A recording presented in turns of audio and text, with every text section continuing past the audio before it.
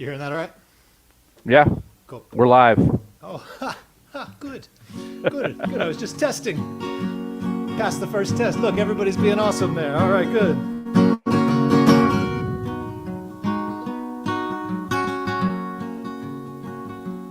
Woke up this morning, I smiled at the rising sun. The three little birds were at my doorstep, singing sweet song, the melodies pure and true, singing, this is my message to you.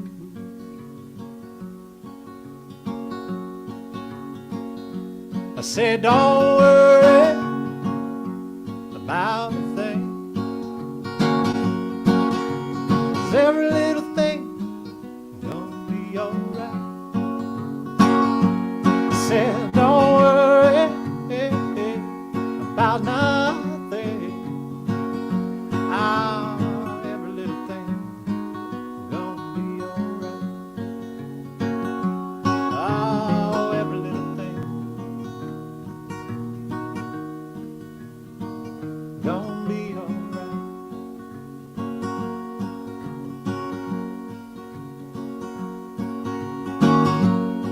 How long twilight must we watch the garden grow? Did we make it through the winter just to stay out in the cold? 'Cause the motor it ain't set quite yet, it won't be overnight.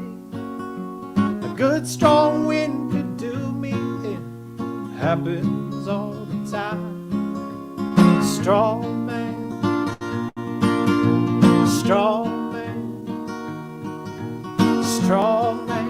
stay away from the fire. Oh, stay away from the fire. Only time can reap forgiveness, so I'll keep the water close, yeah. And it's too late to go back now, darling. Too soon to call this home, 'cause the motor it ain't set quite yet, it won't be overnight. Good strong wind could do me in, happens all the time. Strong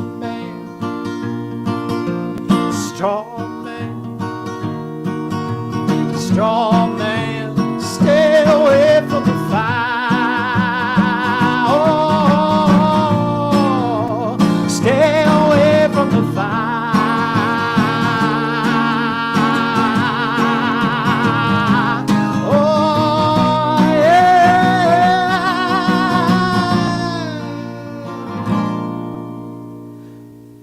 Top of the mountain, I'm counting on shooting stars, finding my way in the dark. I'm Lewis and Clark, I'm planting my flag on the moon. It's my victory march. But the last laugh, got the last laugh, pull me right back to the start. Strong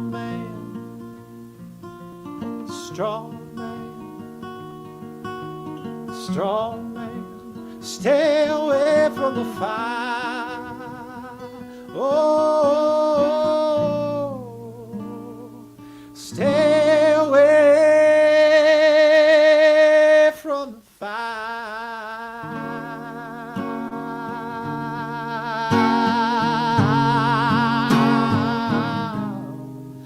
Oh yeah.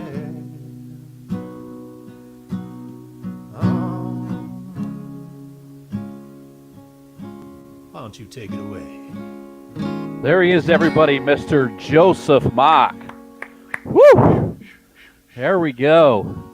They're applauding all over the world. For centuries to come, they will watch this video. I just needed to stick my head out the window and I can hear them. Yeah. Oh yeah, just it's applauding. Actually, wow, yeah, I can hear it. It's just it's resonating throughout the universe. Welcome everybody to another pop-up episode of Live with FML per DM. Not fuck my life, but food, music, and life.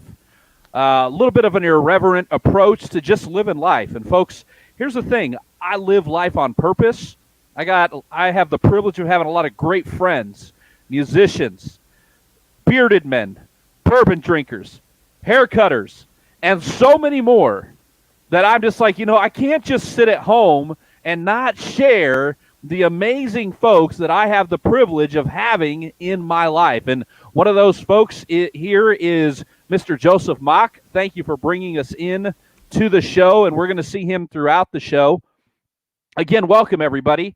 And we've got a very, very exciting show today. We are going to do what we can to keep this thing high energy. For those of you who watched me with ATXAF, if you remember, Laz was there to kind of hold me back. And now there's no one here to hold me back. There's no one to say, DM, you can't talk like that, because I fucking can't. There's no one here to say, DM, you can't just, get all loud and get all excited over nothing. And I can now say, yes, I can. Now, I might have to reel in a host eventually. I might have to bring somebody in. But I wanted to take, this evening and bring and invite some folks in, and we're going to talk about some fun stuff. First thing we're going to talk to, the name of the episode today is the Barber, the Beardsman, who also will say he's the Bagman, and I'll let him explain that to you when he gets on. The Beardsman, Bagman, and then the Bourbon guy. And so stay tuned with us. You're going to laugh. You're going to cry. You're going to become so introspective. You're going to sit back and you're going to think of some of the things that you learned about it. You're going to just be amazed that you had never really looked at life that way. We're going to challenge your thinking about haircuts first. So we're going to start here with a young man who needs no introduction, unless, of course, you have no idea who he is, in which case I probably should introduce him. We have with us Mr. Kike Mendez. What's up, DM? How's it going? Good to see you, man. He's sitting in the barbershop.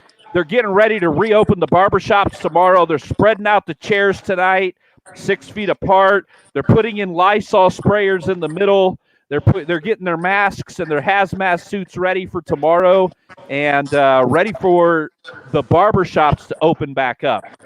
Yes, sir. Yes, sir. That's exactly what we did today for the whole past 3 hours. Basically. Yeah. It's been an interesting about 2.5 months. Now, Kike has been cutting my hair off and on for about 3-4 years now, and I'm the guy who gets his hair cut every week. At 12 years old, I started paying for my own haircuts. And by the time, so I was getting them once a month. And then when I got my first job at 16, it was once every 2 weeks. And then I moved to once a week, but I have gone 2 months without a haircut. And so, Kike, I'm going to show you what's happened when there's no Kike in your life. Look, it's not a pretty thing. That looks like you're about to get mid-divorce right there, or, broken up with a little bit. You need the cute DM to come back there. There we go.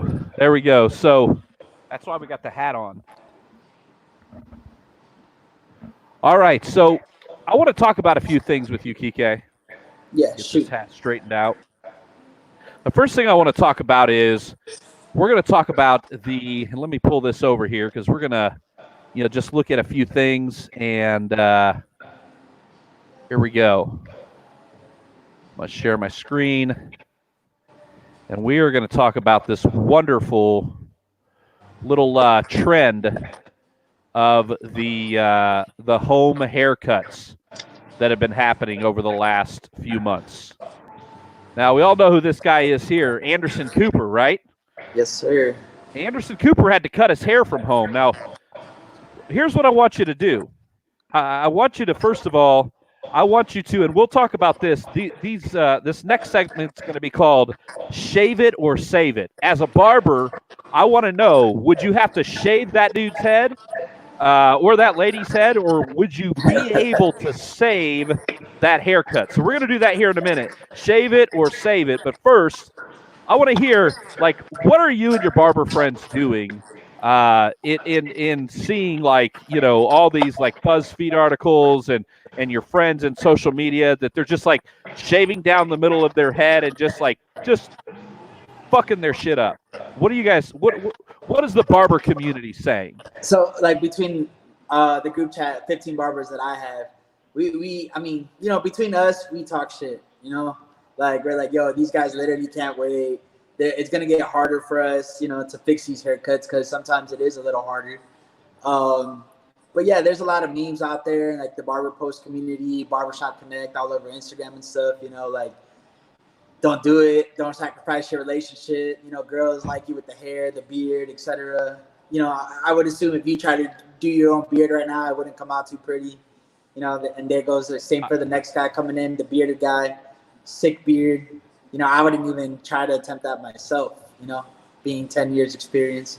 But yeah, for the most part, it's pretty funny. Not, you know, obviously you're trying to prepare yourself for the future. Like, hey, I obviously don't look good bald, so I'm gonna have to save up some money for some transplants when I get older. But yeah, man, it's pretty rough out there. I don't blame them, you know.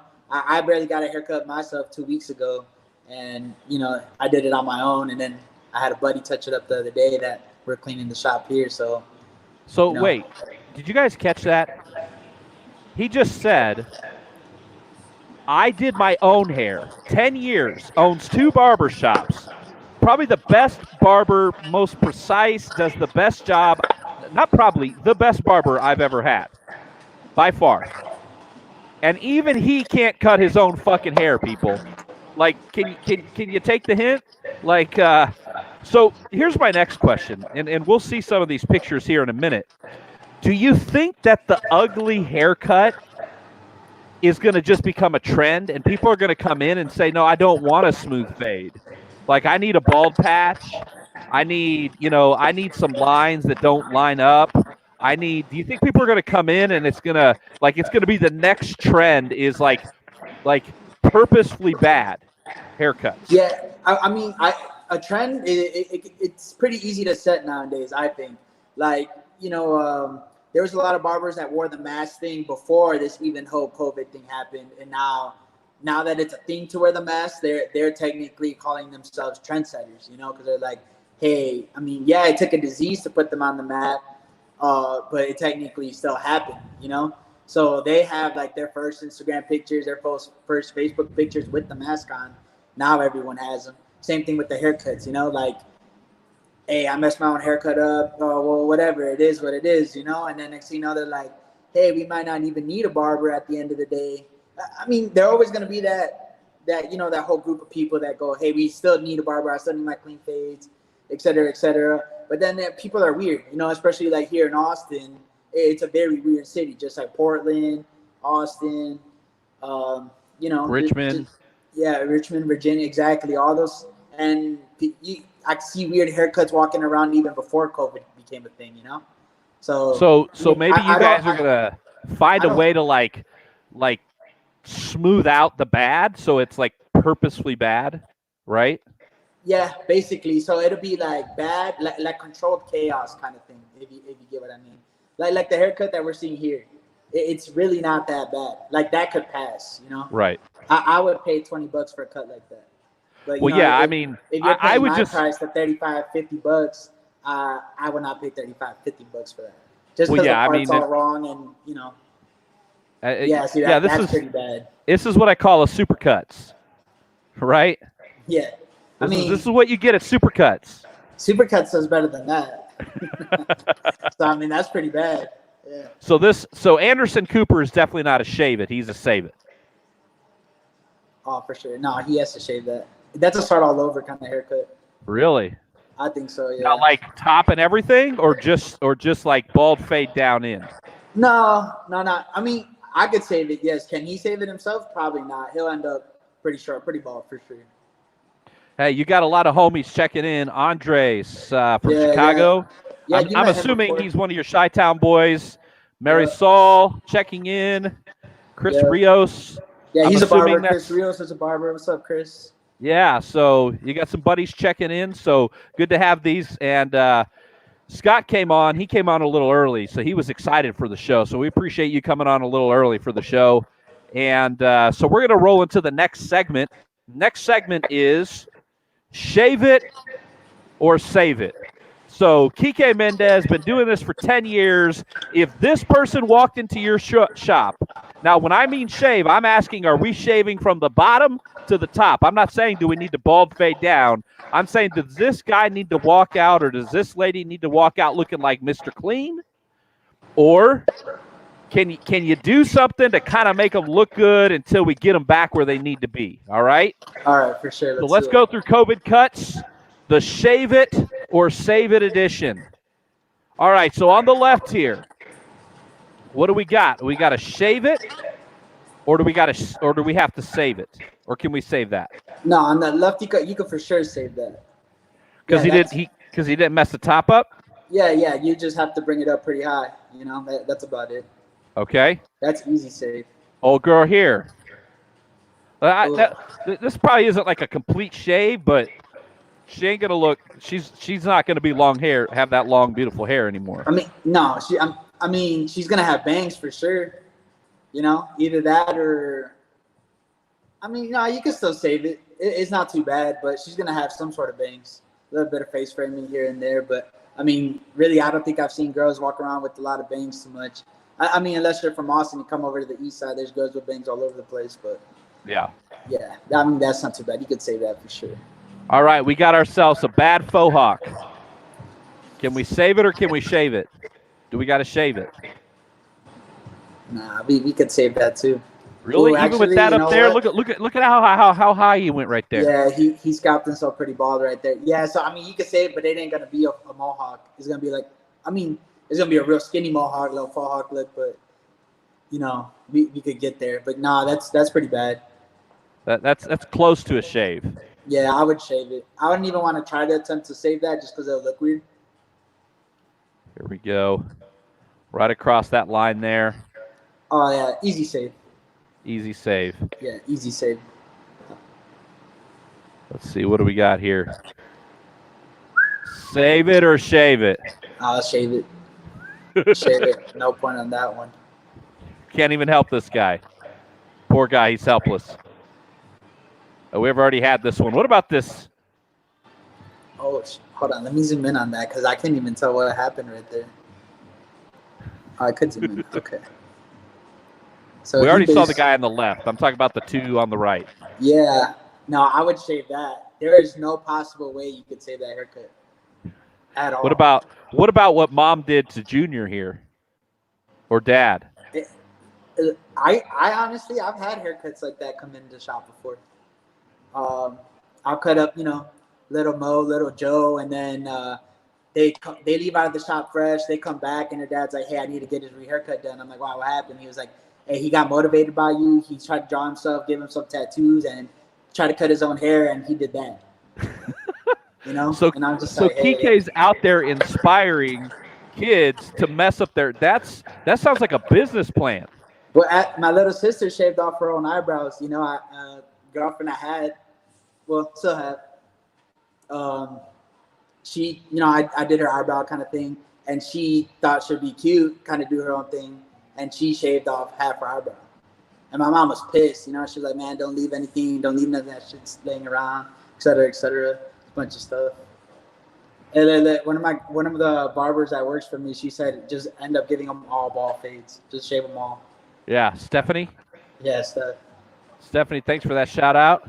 You met her at the grand opening. Yeah. Well, what do we got here? Oh, that's not too bad. I mean, it's bad, but it's not like bad where I would shave it off at all. Or shave it off. All right, this is the last one.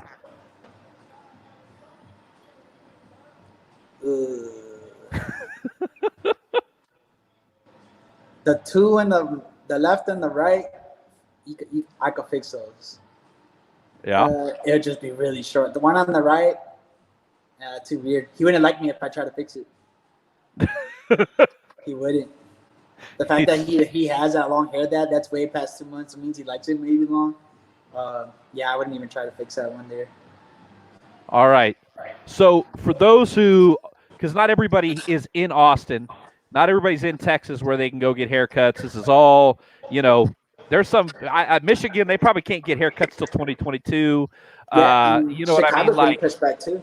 yeah, Chicago got pushed back. So for those folks out there, what can they do to minimize the damage, to keep their hair to where, you know what I mean? They don't feel all shaggy and disgusting, but they don't fuck up their shit. Like, give them some tips on what they can do to keep their stuff together until they can get to a professional. I mean, one good thing to keep it kind of properly well maintained. Right now, we've been closed for 2 months, which a lot of states have been. So you're probably about an inch, and an inch is enough to comb. So you want to just grab a blow dryer, style it, put some product in there after it's dry, because when you put wet, it kind of just sits too flat. It looks ugly, kind of oily, more oily than you would want it to look. And that right there will instantly just make it look like it's fresh. Just like, hey, that guy likes to comb his hair, likes to, keep up with himself, well maintained, et cetera, et cetera.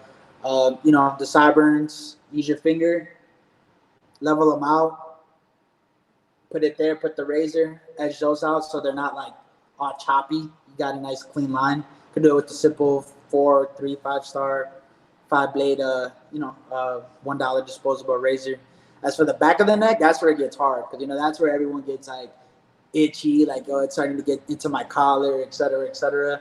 You either got to have a lady, a mom at home, somebody that you could trust, that, if they're any kind of artistic talent, just to follow that natural line and try to clean it up. But if I were you, I wouldn't touch that, or else you're going to end up like that guy on the right there. What about the Flowbee? Do you know what the Flowbee is? Oh, yeah, the Flowbee. So I think the Flowbee's been around for a while. But it's been around since I was a kid. Yeah, I've actually only caught whiff of that recently because of COVID. Yeah? I'm only 25, so like a Flowbee wasn't a thing for me.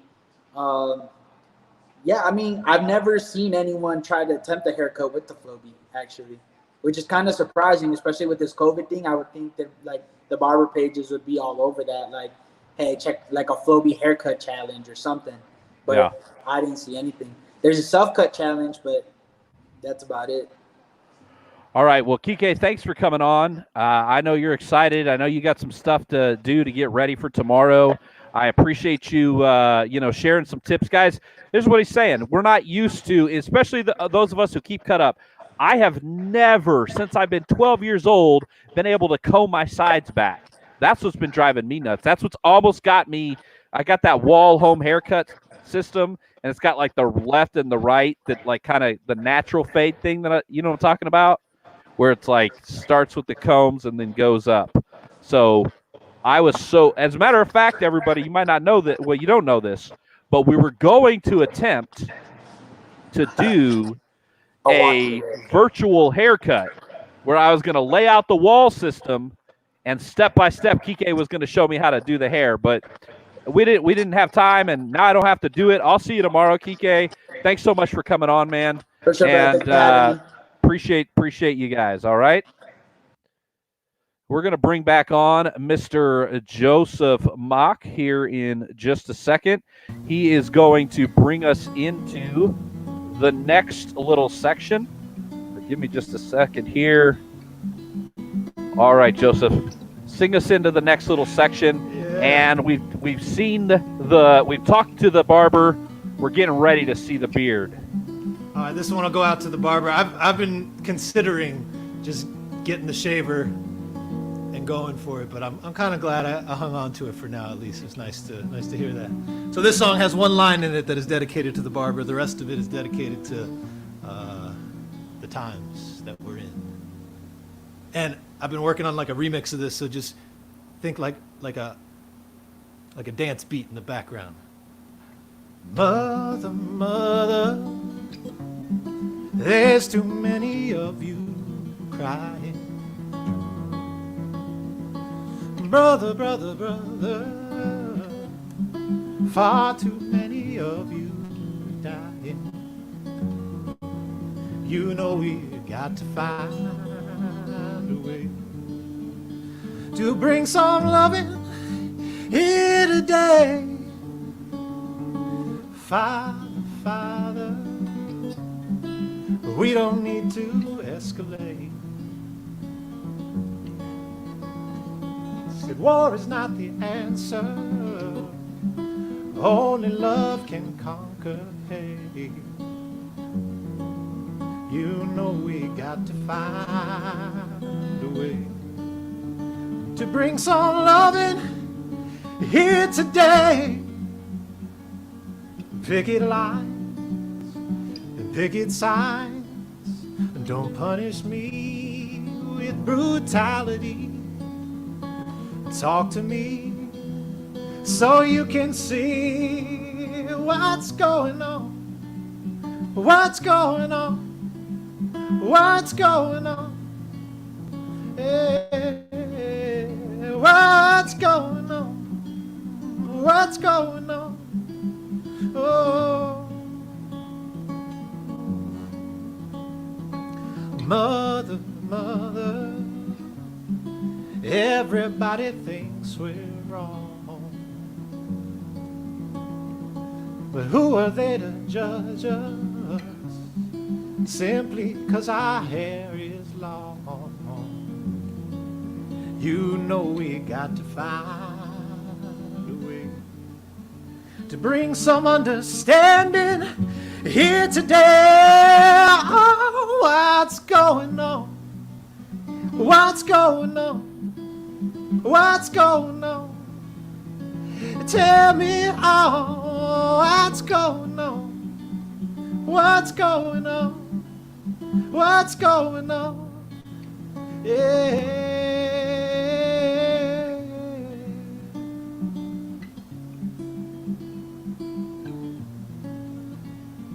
People got scissors out in front of the mirror. Shit is crazy. Go to your barber. Get a professional. Yeah. Oh. There we go. A call to keep us from doing the crazy. And I think, Taylor, I mean, if I want my show to go viral, and you know we're friends, like we go back, man, and I know, like I feel like you do just about anything for me. I do just about anything for you, Taylor. So you know what we're gonna do? Taylor is just gonna start right here, and he's just gonna go all. There we go. That's why I'm here, guys. There we go. Got my whole face off. Oh man, yeah, just rip it, you know. With us again, a man who needs no introduction, unless of course you don't know who he is. And so I'm going to take just a moment and show a couple of things that show us a little bit about you, and then let you talk a little bit about kind of your areas of expertise.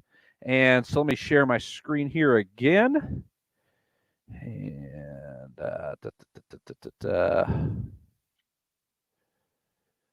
talk a little bit. There we go. So, nice.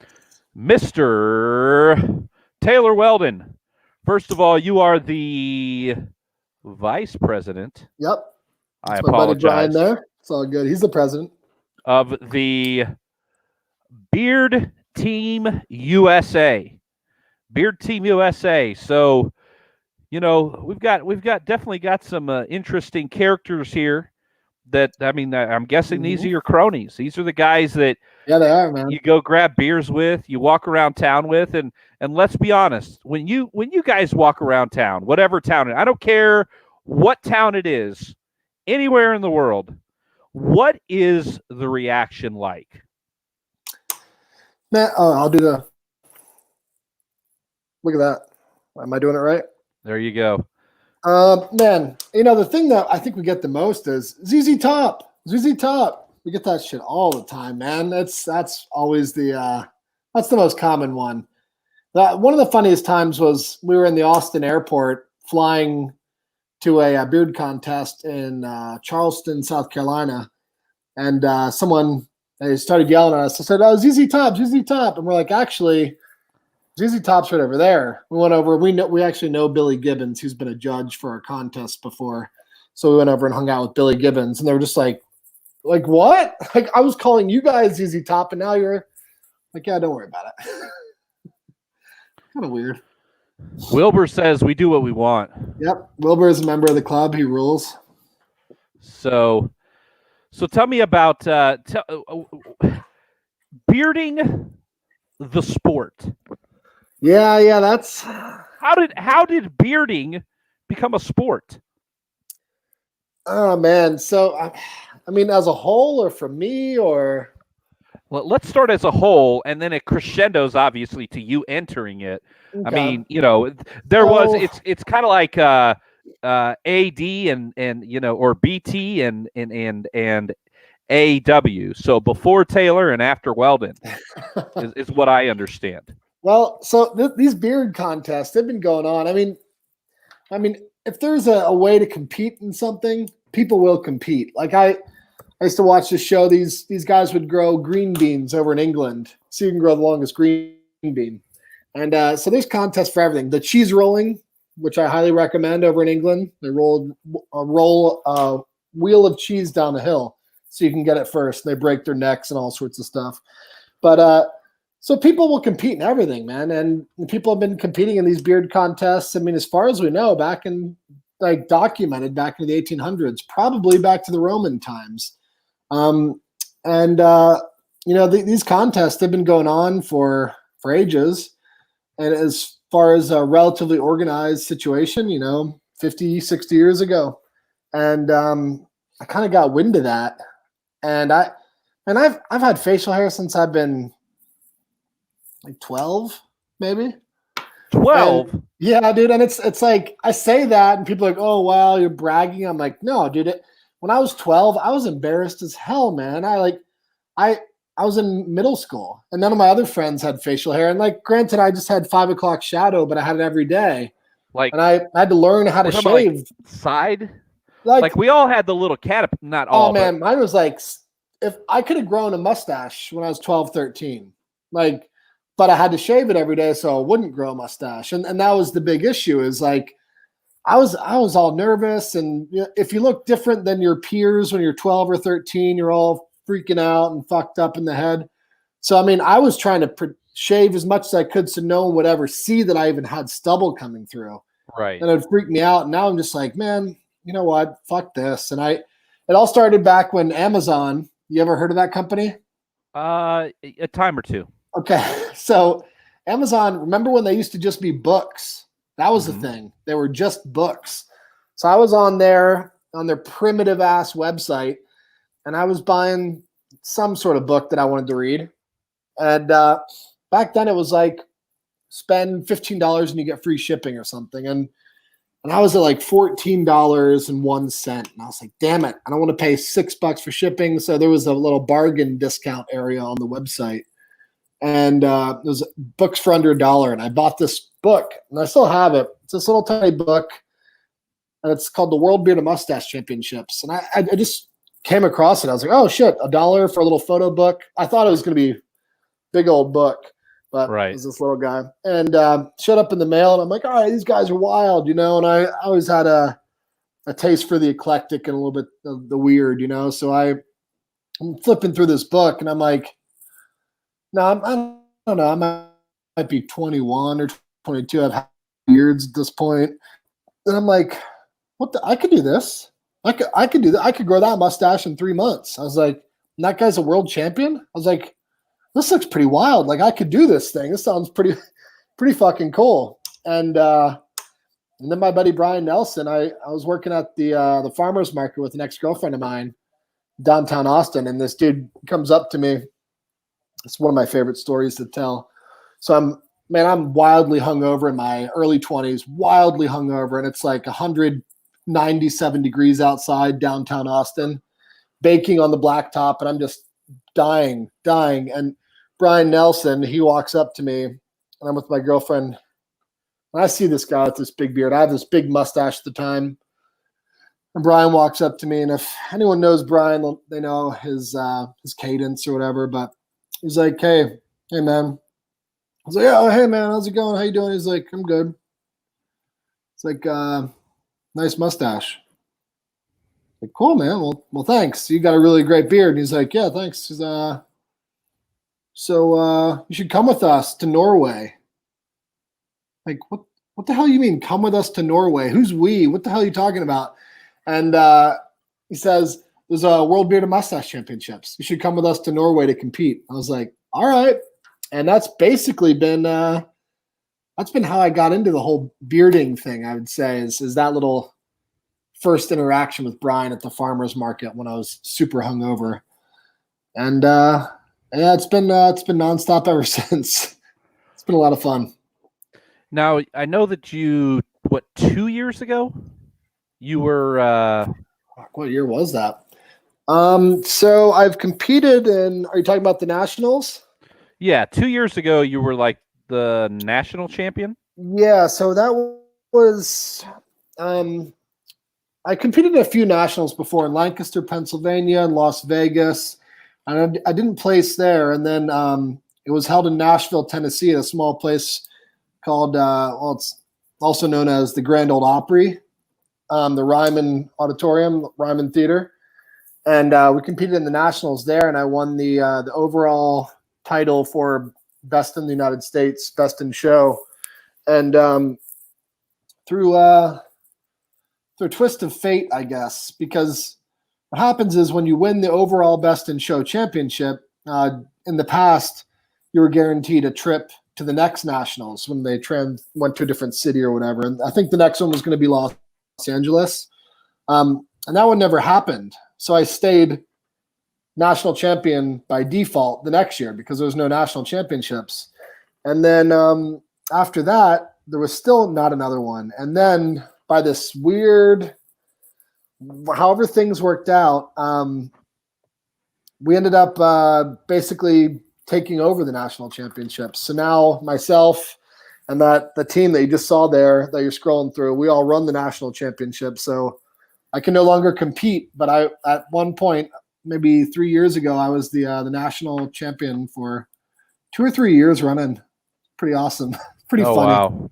I think what I'm going to do, and it's given me an idea. What I'm going to do is I'm going to go ahead and I have started the Universal Beard Championship. Okay. We actually had it yesterday. There's only one participant and a judge. I actually won. So, and I am disbanding it tomorrow. So it will just be an eternally running Universal Beard Championship. By default, just like Taylor did. Yeah, and you're a champion. Yeah, and I'm a beard champion now. So it's best in show. They don't say that mysteriously every venue had bomb threats called in a week before every year for you, right? And that's what happened. It was just a week before a bomb threat was called in. So, here's the thing. Most of us, like you called yourself, eclectic individuals, we have the things we love to do. They don't often pay us or enough, right, to really just do that. Yeah. And so there's things that we get to do that pay us well and are kind of our thing. And so you are an industrial designer? Yeah, that's correct. Yeah. It's the fancy way of saying product design. Gotcha. And all the things I've worked on in my past, and these are, I should probably update this. There's probably another 30, 40 products I've worked on. It's weird looking into the past like that, but yeah, so I design products that people use every day. You designed this pair of boots for Helm. I worked on that with him. I won't take Nice. credit for the design because Josh and his team were geniuses, but I helped with some of the material sourcing on that one and I guess you could say finishing. Now, you have a very strong opinion on bags. Big time. You think, Big time. and this is where you and I part ways as constituents. You are of the opinion that bags will be more popular than even sneakers and shoes sometime Already in the are, near baby. future. They already are. Oh, no. Already are. No. I mean, a woman, and I know you gave me the thing of, well, those women with all the bags, and I was like, well, wait a minute, those women that have 10 bags have 50 pairs of shoes. Yeah. So, I mean, volume wise, or where is this? How are you getting that bags have surpassed shoes as far as collectability and following? So I think they are currently, and I can speak with this on some authority because I am senior editor of Carryology, and I'm stoked about that. And we just write about bags, research bags, talk about bags, spend an excessive amount of time on bags, designing bags, working with brands that work on bags. So I don't want to sound like a jerk, but like I have some sort of authority on the topic and knowledge of it. And I'll say it's just a trend that we're seeing. There's a lot of people that they're building bag collections. Like I know a lot of dudes in our Facebook group, dudes and chicks for that matter, that they have 150 bags. Like no problem. There's multiple of these guys. Myself, in my other room here, I've never counted. I don't want to know, but I have a lot of bags. I mean, there's over 100. Yeah, there's more than 100. Well, I mean, yeah, but I mean, I could argue that same point on sneakers. Like, I have about 70 pairs of sneakers, and I'm a fairly casual collector, and I know a lot of guys who have thousands, right? Yeah, well, I mean, maybe usually when guys get up to around 200-300, they'll like kind of pare down their collection. Yeah. That's when you have to decide, like, do I dedicate like a whole? Once you start to hit about 100 to 200, you have to decide, like, am I gonna like convert my garage? Am I gonna get a storage unit? Am I going to build an outbuilding, on the property just for my shoes? Like, yeah, it gets to be a bit excessive. And I mean, there's collectors, and that'll always be a thing. But I guess, so my theory, and I'm a big boot guy myself. I'm crazy about boots, just like maybe not as excessive as you are into sneakers, which there's nothing wrong with that. Excessive might not be the right word. But I love boots. I love footwear. And I don't know how many pairs I have, maybe 30 pairs of boots, which is it's a lot. But I'm also a gear guy. I'm a product guy. So I appreciate all these little things and gadgets. And I mean, little scissors are little fun. I mean, I'm insane about products. Right.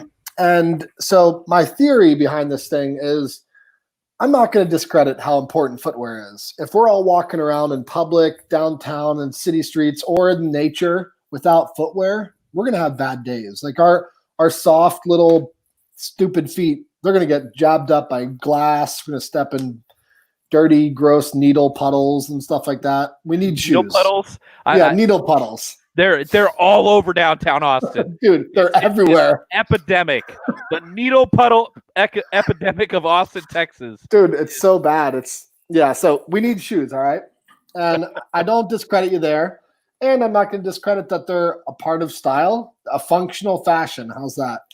And I'm going to say this. So now, if we're looking at a 6 foot tall human being, right? Here they are in my hands. Mm-hmm. And if you look at them as a whole, the shoe itself might make up what? 10% of this entire area, visual area. Mm-hmm. But a bag, man, that's the size of my entire torso. And it's on my back, of course, but the bags you can swap out day to day. And I do this, depending on if I have all right, here's what we're going to do. Super formal meeting. You are going to get a debate team for the bags, and I am going to get a debate team for kicks. And we, allow my things cooling down for a second. So I'm gonna let you have. I'm I'm gonna keep talking. I've been on here too long, but we're gonna one of our episodes is gonna be the great debate, because I definitely have a counterpoint to that. Let's all right. So last thing, real quick, go ahead. I've given a design speech on this topic and the title is "Bags Are the New Sneakers," and it lasted, I think, 3.5 hours, and it was in front of a giant panel of people. So I'm ready, man. I'm ready to do this. Yeah, it's not volume. And it can't be veracity either, because you might win volume, I might win veracity. True. But it's got to be. We'll have moderators. We'll do a whole thing. We'll have a debate team on 3 sides: sneakers versus bags. But one last thing, because we've got Scott the Bourbon guy coming up, and I know. By the way, Scott, this one's for you. There we go. It's not the best bottle. Little Willet action. I just killed it. There we go. Drops. That's for you, man. Well, as you remember from my ATXAF days, I decided me drinking while hosting the show is not always the best result, because I'm not paying attention, and I'm a fourth Scotch.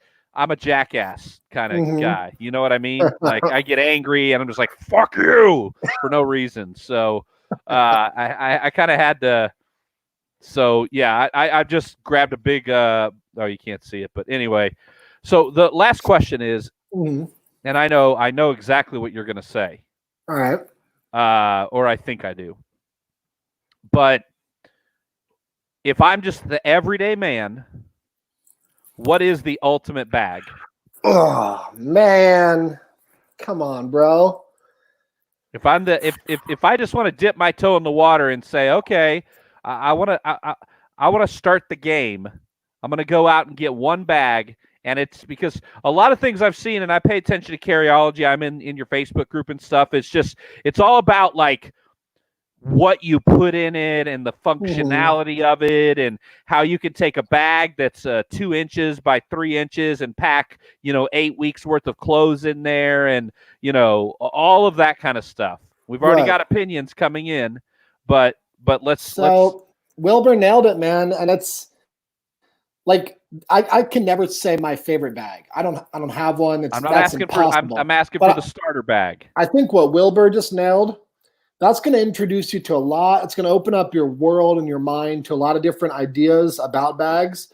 The GoRuck GR1, and that's GORUCK.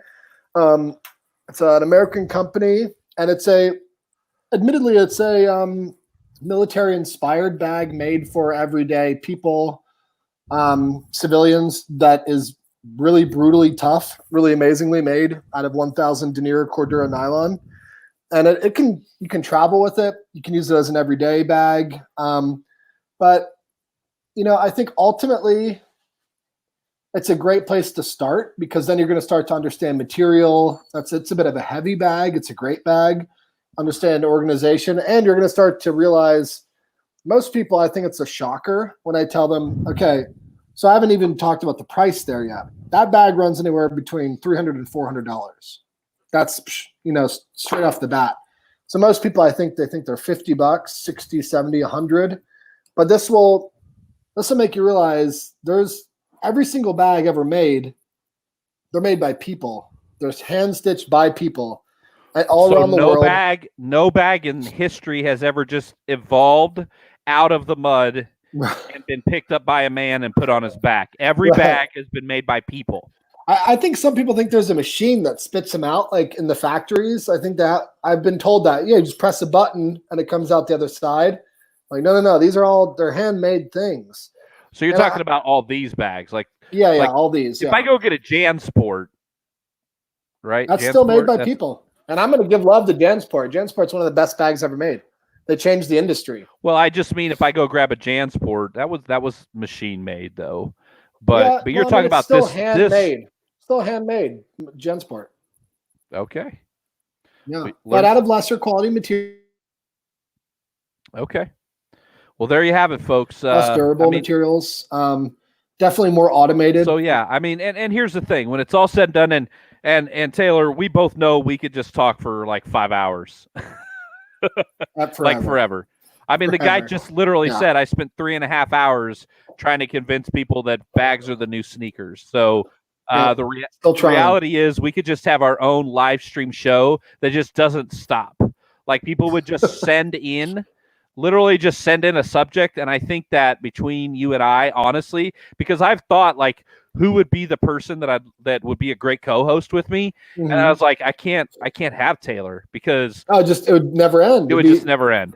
It would just never we'd end. be like showering while we're on the show, just like, okay, yeah, let's keep talking. Yeah, well, I personally think so.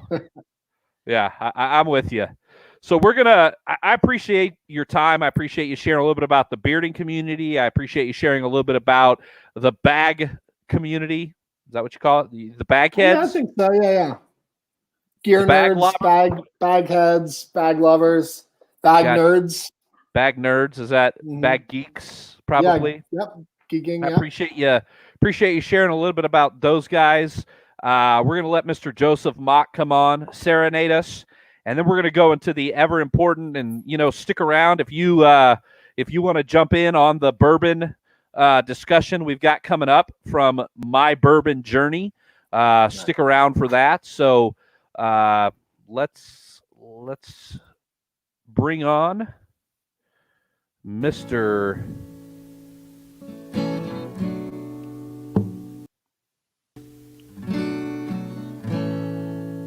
Hey, this is dedicated to the inner beardsman in all of us.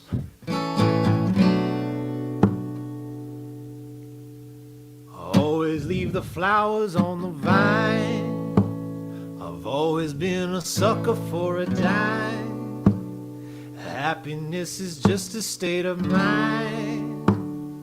And I'm here for no one. Welcome back to freedom in the West. I promise you I'm giving it my best. Can we fall in love and not forget who we are? Alpha dog, you've been hiding out too long, running from that power you know. Time to get what you got coming to you. It's your life, so play on. Alpha dog.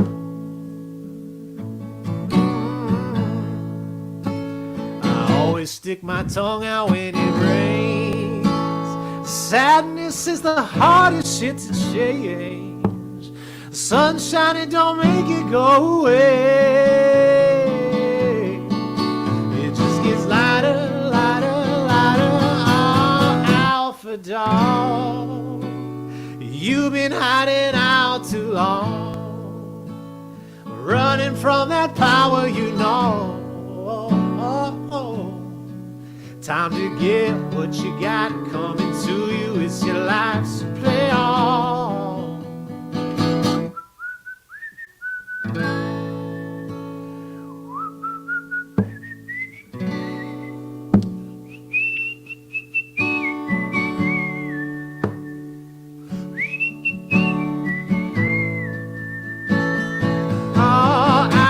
Dog, you've been hiding out too long, running from that power you know. Time to get what you got coming to you. It's a lie, it's a long road ahead, and we're not there yet. Time to carry the torch for the torchless. Time to play on.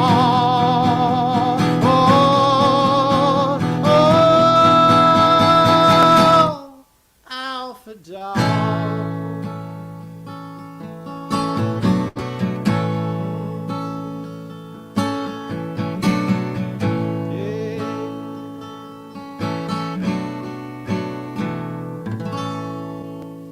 Thank you, Mr. Joseph Mach.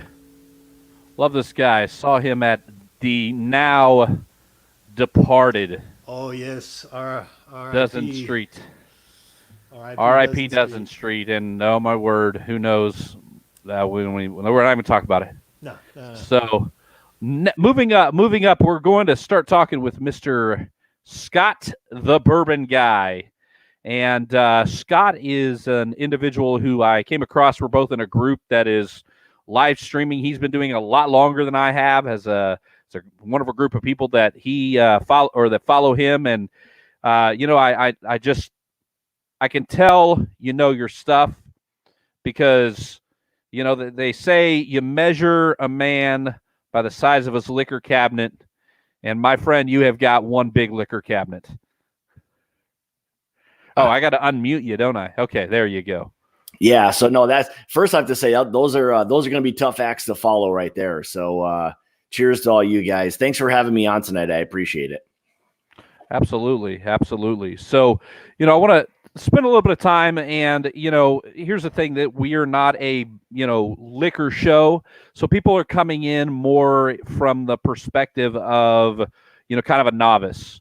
Yeah. And so I think the first question most anybody asks when they start to think about bourbon and whiskey with a Y, and then whiskey with an EY, and scotch, and here's the thing, and I'm going to be honest with you. Okay. I have watched 3 documentaries on Netflix and Hulu about the various types of distilled spirits that you're going to be speaking of. So, we're pretty even on the level here as far as knowledge, because, I've got a solid 3 hours of knowledge, direct documentary knowledge, which is distilled knowledge anyway. Yeah. Right. So, but I'm going to let you talk. I don't want to brag about all my knowledge, so I'm going to let you talk. And let's start off just talking, just kind of the differences. If I go up to the bar and I know I like whiskey, what am I asking for, and what's the differences here? So let's kind of break it down into, I guess, let's say 3 categories. So first thing you always have to say, so sometimes people will ask if I like bourbon or do I like whiskey. So first of all, bourbon is whiskey, but not all whiskey is bourbon, if that makes sense. So when people say bourbon, it is actually whiskey, just by classification. So when you kind of go through what each one is, so whiskey with an E, for the most part, is all, generally speaking, American based. The American spirits will add the E, whereas in, European, Scotch, things along those lines will have no Y, or no E. So, for whatever reason, that's just the road that they've all gone down to kind of associate each other from that perspective. But if you want to go back to like bourbon specifically, so bourbon is, again, it's whiskey. It's just a classification of whiskey, just like rye whiskey would be, or an American single malt whiskey. They're all just different categories. But bourbon specifically, if we stick with that, so let's just break that down for a second. So bourbon, to be considered bourbon, has to be within their mash bill, and that's grain. So these are all the grains that are distilled and to make the bourbon. Has to be at least 51% corn. The remaining grains could be whatever. Generally speaking, it's going to be rye and malted barley. That's a typical mash bill to produce bourbon. So that's essentially what you would end up with to kind of get a bourbon. Yeah. Okay. So now, to me, I've always kind of thought like bourbon has like more, in my opinion, like caramely, it's sweeter. Is that because of the 51% corn?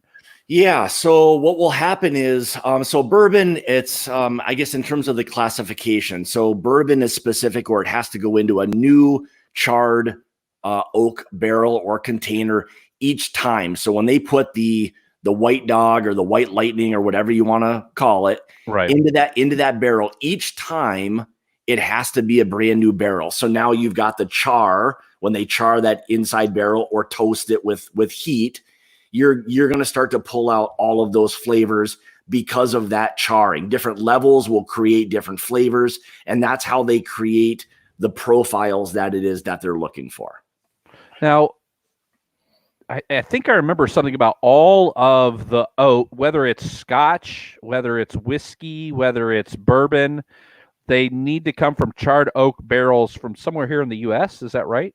Yeah, so that's a standard for bourbon. So what happens a lot of times with Scotch is they will take their spirit, which again is going to be basically malted barley, and they will place that into a used bourbon barrel. So once the bourbon is done doing its thing for how many ever years it may be, a lot of times those barrels are shipped over to Scotland, and they'll then place their Scotch in those for a lengthy period of time. So Scotch does not have to have a new charred oak barrel like American bourbon will have And to. whiskey doesn't either. So I guess it really kind of depends on what you're trying to classify as whiskey, because still remember, bourbon is whiskey. Right. Bourbon, or whiskey, not bourbon. So if I just get Jack Daniels, that's whiskey, right? Yeah. Well, see, there'll be an argument. So people will argue whether or not Jack Daniels is bourbon. I mean, we could go on all night and people will debate it. But I mean, in the overall aspect of things, yes, in terms of how it's produced, it is basically bourbon. But to answer your question, so for something to be, let's just say like an American whiskey, that could be the same grain mash bill that would go into a new charred oak barrel. But for it to now be American whiskey, it can go into a used barrel. That will qualify it to just be an American whiskey. Gotcha. So there's a lot of different rules and regulations that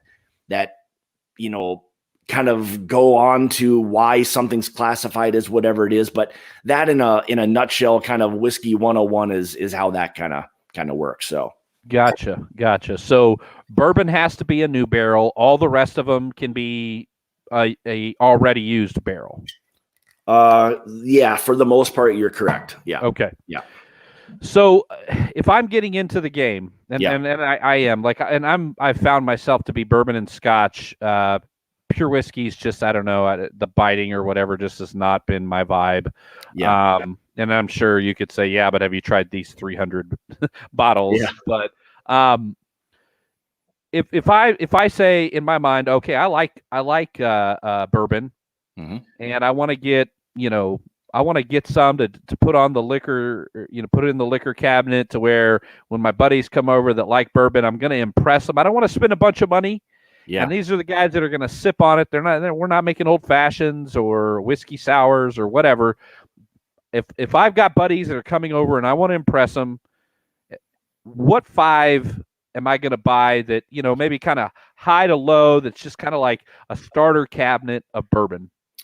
Boy, so a top 5. Well, I think in terms of just overall, because when you get into that kind of category in terms of trying to impress people, that whiskey becomes very subjective. People become brand loyal and all of that. But if you want to start with, like, let's say like a top 5 or just a few really good whiskeys, depending on allocation, because everything isn't equally distributed. So sometimes places have a little tougher time getting it.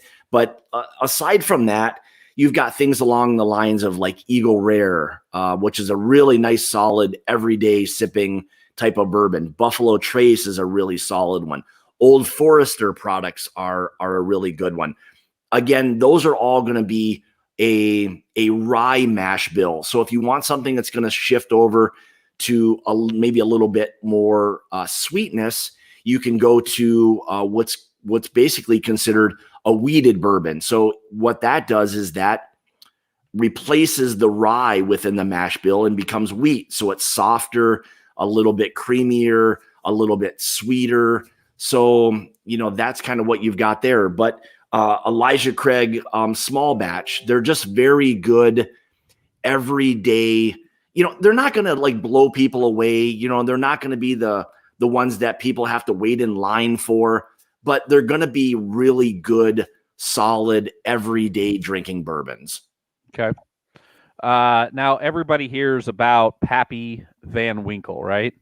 And I mean, it's in the movies, it's whatever. Yeah. I was at a bar not too long ago and had an opportunity to try it. I enjoyed it. Mhm. I didn't feel as if, a $70 glass of whiskey bourbon would, and I'm just can't remember which it's classified as, was especially good. But if I wanted to get a bottle Mhm. that, let's say I'm willing to spend $200-$300, kind of, I would say that's kind of a little bit more pricey. Most of the ones you've given, Buffalo Trace, Elijah Craig, you're talking about you're talking about under $100 bottles, each Easy. one that you've given us so far. Yeah. But if I'm willing to kind of go out and spend $200-$300 to have that one special occasion bottle, if you could only have one special occasion bottle like that, you get $300 in your pocket, you're starting all over. What would you pick up and why? Well, for me, I'm a big Four Roses guy. So each year, Four Roses will produce something called their Four Roses limited edition small batch. It's a little higher proof. A lot of times you could be upwards of 100 and maybe 20-ish proof. But the flavor profile for me, it's something that I really, really enjoy. It's a special bottle, something that everybody seeks out every year. Another one that's aside from that's a really fantastic bourbon is something that's produced by Old Forester called Birthday Bourbon. And again, it's a one-time a year thing. If you're able to get it, generally speaking, it's always a fantastic bottle. Retail versus a secondary type of market, those prices can be a little bit different. But those two off kind of the top of my head are two extremely fantastic bourbons. I mean, if somebody ever gifted me one of those, I would never turn it down. I mean, that would be a special pour to have with somebody. Okay. That's so let's talk about these are the sipping ones. Mm-hmm. But a lot of folks who get into bourbons and whiskeys and things like that, they'll usually start off with more of something to old fashioned whiskey sour. So we want to, and we're in COVID, so give me a few bottles that I need to have that if it's okay to mix and they're going to do well, they're going to stand up, they're going to give me a good drink consistently as long as I do my job. Yeah. So for me, the magic number with a mixing whiskey is 100 proof. 100 proof for me generally will hold up, especially if it's going to be a little bit on the sweeter side. And two that I use for cocktails all of the time. One is right here. It's a $20 1 liter bottle. Evan Williams white. I mean, you can get it just about anywhere for the most part. It's a great 100 proof bottled and bond. Got nice spice, got some sweetness to it. So it's a really nice whiskey from a standpoint or bourbon it just does really well with a cocktail. Now, to shift a little bit, another one that's fantastic. Now, this is a rye whiskey. So if you're making Manhattan so Wild Turkey, this could be either the 101 bourbon or the rye. So if you can ever get your hands on either one of them, generally speaking, it's all very readily available. They do very well with cocktails. Could you sip on them? Sure, you can. It's still a good bourbon or rye. But for cocktails, absolutely fantastic whiskeys. Okay. So Bullet and Makers, are those kind of like they're standbys. Those are traditional whiskeys. So those right there. So the Bullet, whether it's their bourbon and rye standard, basically they're kind of known for cocktail. They're kind of cocktail whiskeys. Both their Bullet rye, they're available everywhere. Bartenders got a hold of it and they've used the heck out of those. So it's a very very popular one. Now for me, you said Makers, and again, a lot of people will use it as a sipping or a mixing bourbon. A lot of people will still sip on it. It's weeded, so you have to be careful sometimes with how much sweet you're adding to a weeded bourbon because there's not the spice that's going to really kind of hold up in that cocktail. Okay. So that's where for me, sometimes weeded bourbons or just weeded whiskey in general fall a little bit flat on the cocktail side. So, but still, I mean, traditionally they're everywhere. So you're at an airport, there's Bullet there. There's, it's everywhere. So Yeah. And I mean, those are the two that you know. So,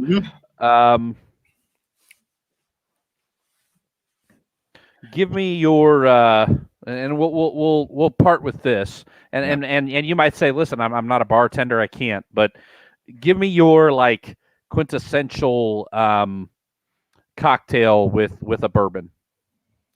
Oh boy. Well, I mean, for me now, we're in the state of Wisconsin. So for us around here, old fashions are kind of king. Now, traditionally here it's made with brandy. But I mean, bourbon whiskey has become much more popular the last few years. So for me, an old fashioned, and I mean, I make several Manhattans for my wife. She likes them. I traditionally make it with rye whiskey because I think that's how it originally was done. But yeah, I mean, those are two kind of standbys, and I do really enjoy a whiskey sour that's done like the proper way with the egg white and all of that. Not using like squirt or something like that. That doesn't qualify. Maybe on the fly if you're tailgating or something. Fine, So I've never even heard of doing I've never heard of it. That's the poor man's whiskey sour. That would be. You got it. That's the poor man. What do? You just some squirt and some what? That's just it. Like it's bullet and squirt. It could be. You got it. It could be equal parts if you want to do it that way. So. It's the lazy version. So there we go. Well, give me one more. Give me one more hack. Oh boy. Okay. So here's one for me that I think gets a little bit underutilized or maybe not appreciated enough with a lot of cocktails is bitters. And bitters in cocktails, if you're using a good one, you can absolutely do wonders making a crafted cocktail with just the right kind of bitters. So. Well, and I have a couple of things of bitters, but I'm talking about like the cheater one, like Jack and Coke, right? You got your Jack and Coke. You just told me about Squirt and Bullet, like I didn't know about that. Okay, so, well here's another really good one that I enjoy. Like when it gets hot and something that if I'm not going to sip on anything, I'll have a bourbon and ginger ale. Okay. It's a nice, just refreshing, easy to make drink, and it's really, really tasty. The ginger ale will hold up really well. It has a little bit of that kind of spicy kick to it. So I think that's why I really enjoy that. So what about, what the West Texas whiskey drink is? No, I don't. It's bourbon and, what's that red soda that's super sweet? Like Dr. Pepper? No, the red one. Oh, red one. If you're watching, help me out. It's just slipping my mind. Boy, I can't even think of Here, I'll find it. I can't even think red. of like Big Red. Big Red. Big Red. Jeez, I don't even know if I've ever heard of this soda or not. Big Red and bourbon. Big Red and bourbon, huh? Interesting. Oh, yeah. So what is so the red part? So what is it? I mean, it sounds like it might be cinnamon or something like that. Or no, it's almost like a cream soda. Oh, yeah. So it's like a cream soda with a bourbon. I can see that. So folks, Squirt and Bullet, bourbon and ginger ale, and Big Red and bourbon. Yeah. What the heck? In a pinch, any one of those are good right there. So there we go. And that's the West Texas. That's the West Texas bourbon cocktail. I had that at a bar here in Austin, and the thing is, and it's one of those like cocktails because most like bourbon cocktails, whiskey cocktails, you have to sip. You can't just like it's not like your vodka and things like that. Yeah. Big Red and bourbon, it's dangerous. Goes down easy. Yeah, that is one of those things. That's one thing that I've always kind of struggled with cocktails is that they're so easy to drink. When you get them sweet, they go down super easy and super quick. And that generally speaking results in one thing So maybe the next day not feeling so well, but Yeah. everything in moderation, right? Well, 3 things: fight in the parking lot, a baby, and a hangover. yeah, exactly. Well, Scott, I appreciate you sharing. Yeah. You've got all these thousands of people that just want you to try bourbon and tell them how it tastes, and you've taken time to come and spend time with this little startup show that that we're excited about, that we just can share just a little of this, a little of that, and I'm excited. I don't know if we even have squirt here in Texas. It's not that big of a thing, but well, you've got to have squirt. It's everywhere. I mean, any kind of like it's real like lemony lime. I mean, it's very like concentrated. Oh, I know. I'm from the Midwest. I know what squirt is. Okay. But yeah, some great recommendations. Appreciate that. We're gonna have Mr. Joseph Mach come on and sing us out. We've got a few folks here still with us, so we're gonna give them that treat. And Mr. Mach, I'm going to just give you the screen, and then when you wave goodbye, I'm going to turn us out. So you can sing for 1 song, or you can sing for 1 hour. I'm going to turn my camera off. It's all on you, Mr. Musician. Oh, you got up? There we go. All night long. Brought to you by Squirt and Big Red. Hey.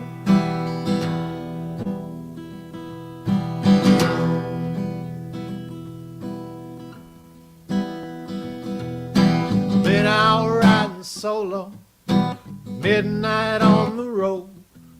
Spent our life in prison, baby, no chance of parole. Hear that kid in the corner staring at the hole in the wall. You know the bottom of the barrel is the loneliest place of all. And I said, don't nobody bring their love. Bottom of the barrel, there ain't no use in hiding from. Bottom of the barrel, float on up. Say, float on up. Float on up.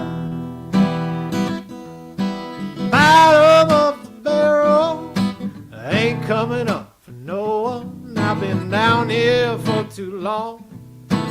Bottom of the barrel, the only place I know. Hey.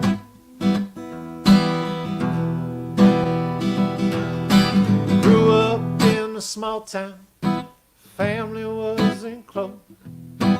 Islands in the ocean called me to the coast. And high up in the mountains, wherever I may roam, it's the bottom of the barrel that I call home. And I said, don't nobody bring their love. Bottom of the barrel, it ain't no use in hiding from. Bottom of the barrel, float on up. Float on up. I said, float on up. Bottom of the barrel ain't coming up for no one. I've been down here for too long. Bottom of the barrel, the only place I know. Yeah.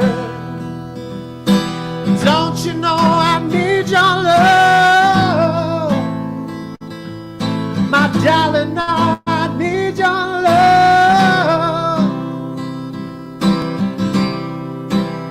Because I've been down here for too long. I'm coming. Don't you know I need your love? Oh, I need your love.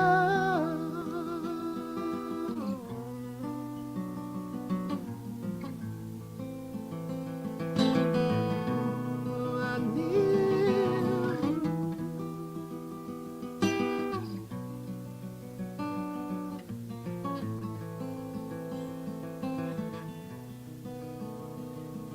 I see trees green red roses too. I see them bloom for me and you, and I think to myself, what a wonderful world.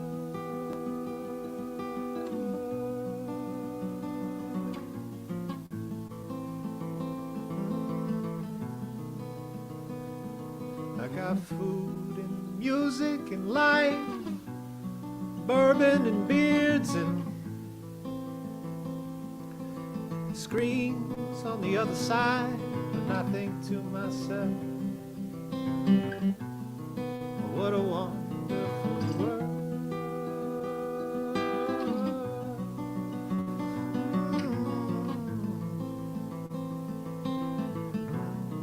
What a wonderful world.